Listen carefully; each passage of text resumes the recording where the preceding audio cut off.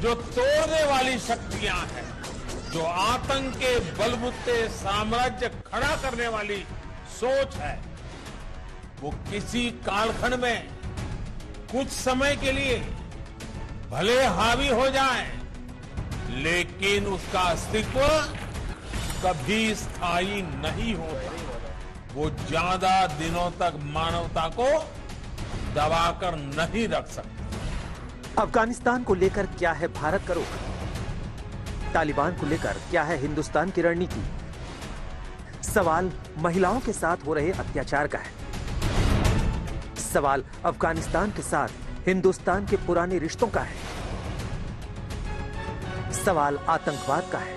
सवाल अफगानिस्तान में फंसे भारतीयों का है। सवाल अफगानिस्तान में भारत के निवेश का है।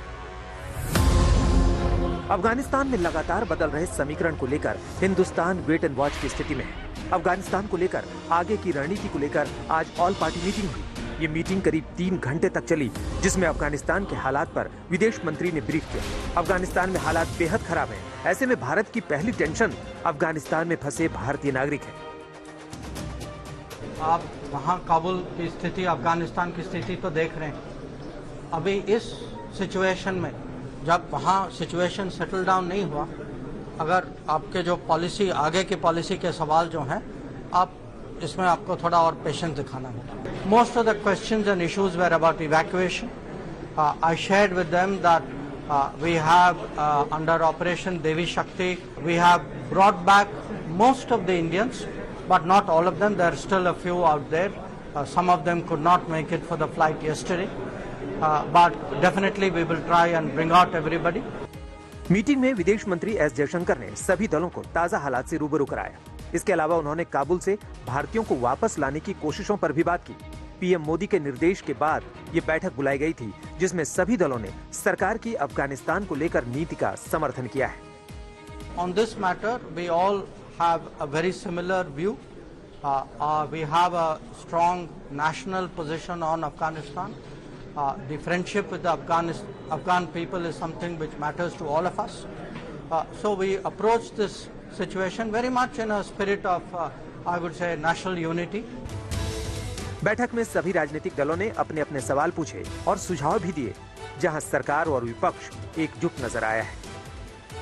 देश के हित में सारी चीजें पब्लिक भी नहीं भूल सकती। वहाँ जो हमने कहा, देश के हित में जो करना चाहिए वो सब मिलके करना चाहिए। मीटिंग बड़ी लंबी रही, प्रेजेंटेशन दिया गया, उस प्रेजेंटेशन कॉपी दी गई, जितने सवालात उठाए उसका जवाब गोलमोल करके दिया गया, मगर जो हम सवाल उठाए उसका हमको जवाब मिलना था, नहीं मिला। हम लोगों ने प्रश्न पूछा कि कितने लोग फंसे, एग्जैक्ट पोजीशन नहीं बता पाए, लेकिन उन्होंने कहा हम कोशिश करेंगे, जैसे वो सीएम वाच करें, हम देख रहे हैं कि क्या स्थिति हुई, जैसा देखेंगे। हमने कहा वेट एंड वॉच के साथ साथ आपको प्रैक्टिकल भी होना चाहिए, रियलिस्टिक भी होना चाहिए। कुछ और लोग हैं जैसे बाकी सेंट्रल एशियन कंट्रीज है, रशिया है, वो अपने उनके साथ अप्रोच कर रहे हैं।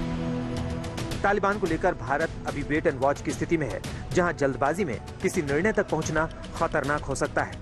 इस बात पर विपक्ष भी सहमत नजर आ रहा है। सामरिक हितों को देखते हुए जो जियोपॉलिटिकल सिचुएशन है, अभी भारत को कुछ दिन वेट एंड वॉच की स्थिति करनी चाहिए। इसमें दो संदेह नहीं है कि अल्टीमेटली जो वर्तमान तालिबान का नेतृत्व है, उसका अफगानिस्तान के बड़े हिस्से पर कब्जा है। भारत अफगानिस्तान से अपने सारे कूटनीतिक स्टाफ को वापस बुला चुका है और ऑपरेशन देवी शक्ति के जरिए वहां से अपने नागरिकों और अफगानियों को वापस ला रहा है। 16 अगस्त को 80 भारतीयों को वापस लाकर इसकी शुरुआत की गई थी और अब तक भारत 800 से भी अधिक लोगों को वापस ला चुका है। विदेश मंत्रालय ने बताया कि अफगानिस्तान में भारत सरकार की हेल्प डेस्क पर करीब 15,000 लोगों ने संपर्क किया। तालिबान को लेकर प्रधानमंत्री नरेंद्र मोदी ने अपना रुख साफ कर दिया है। पीएम पहले ही कह चुके हैं कि आतंकवाद के साथ किसी भी तरह का हिंदुस्तान कोई समझौता नहीं करेगा। मुद्दा देश की विदेश नीति का है, मुद्दा आतंकवाद से जुड़ा है, मुद्दा अफगानिस्तान के साथ संबंधों का है।